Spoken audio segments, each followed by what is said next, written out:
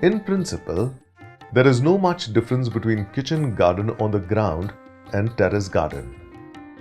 Due to shortage of space and light on the ground, the garden has moved to the rooftop. However, terrace garden cannot be as natural as the garden on the ground. Obviously, it is a bit artificial. There is a limitation for the selection of plants for the terrace garden. Closely spaced tall buildings permit very less light penetration to the space in between. Parking of vehicles occupies unbuilt space.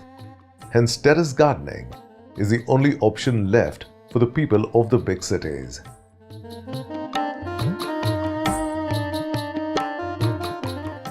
Remember, rooftop gardening is not for maximum production or profits like regular farming.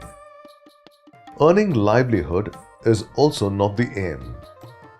It is just a useful and wonderful hobby. But it enables us to grow and use poison-free vegetables and fruits. Terrace garden is a great opportunity for senior citizens to spend their time and help to maintain good health. It gives sufficient physical exercise to homemakers of the cities. Children get exposure to the world of plants.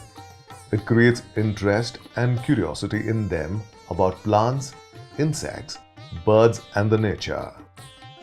Terrace gardening is an interesting change of work for employed youth at the weekend.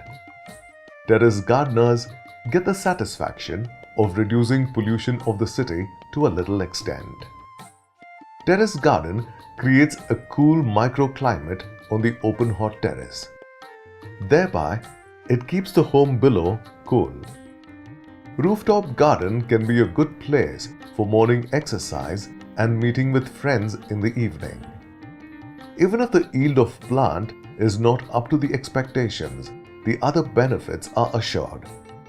If the yield is sizable by proper planning and maintenance, it saves the spending on vegetables every week.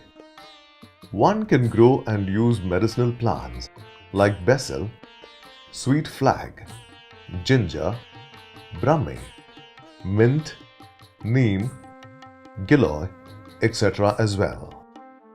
Apart from all these, the emotional touch with these plants and vines gives freshness to the busy mind of the city people.